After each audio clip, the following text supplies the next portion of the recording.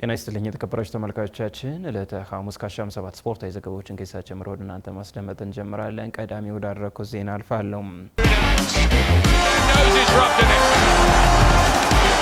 የኢትዮጵያ ጠረጴዛ ቴኒስ ብሔራዊ ቡድን በዓለም ዋንጫ ላይ ይሳተፋል። የኢትዮጵያ ሴቶች ጠረጴዛ ቴኒስ ብሔራዊ ቡድን በ2026 በለንደን በሚከናወነው የዓለም ሻምፒዮና ላይ እንደሚሳተፍ ተረጋግጧል።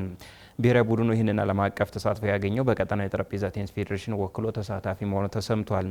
ከአፍሪካ የኢትዮጵያ ብሔራዊ ቡድን ጨምሮ አንጎላና ኮንጎ ተሳታፊ ሲሆን በመድረኩ ጣሊያን፣ ኩባ፣ ኡዝቤኪስታን፣ ናሁሩ፣ ዌልስ፣ ተርኪ፣ ቬንዙዌላና ኢኳዶር ተሳታፊ መሆናቸውን ፌዴሬሽኑ አስታውቋል።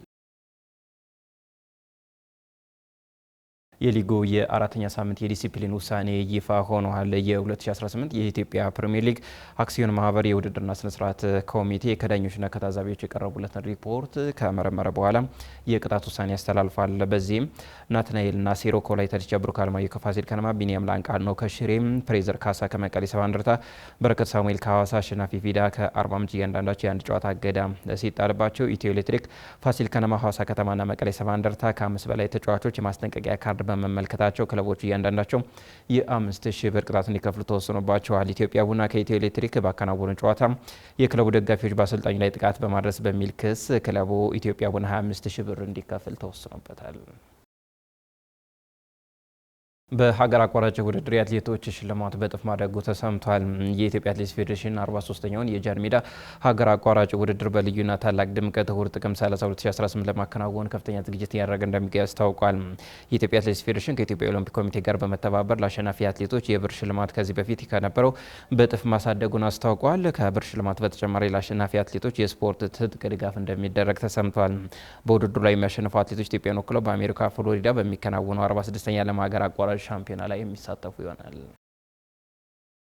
ፌዴሬሽኑ የዳኞችን የአካል ብቃት ምዘና ፈተና አከናውኗል። የኢትዮጵያ አንደኛ ሊግ የ2018 የውድድር ዘመን ከመጀመሩ አስቀድሞ ለጨዋታ አመራሮች የሚሰጠው የአካል ብቃት ምዘና በትላንትናው ዕለት በቢቂላ ስቴዲየም ተከናውኗል።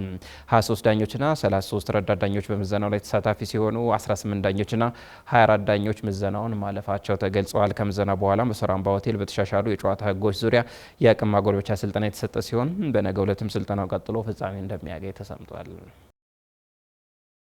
ከውጪ ማንቸስተር ሲቲ ሲያሸንፍ ባርሴሎና ነጥብ ጥሏል።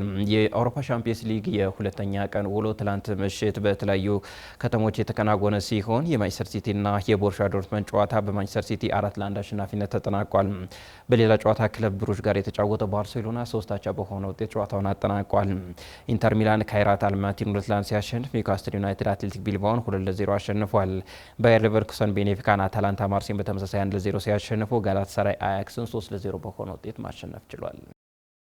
የተከበራችሁ ተመልካቾቻችን ለዕለተ ሐሙስ ከአሻም 7 ያዝናቸው ስፖርታዊ ዘገባዎች በዚህ ተጠናቀዋል። ስለተከታተላችሁ እናመሰግናለን። ለዚህ አበቃኝ። ጤና ይስጥልኝ። Garuda knows he's roughed in it.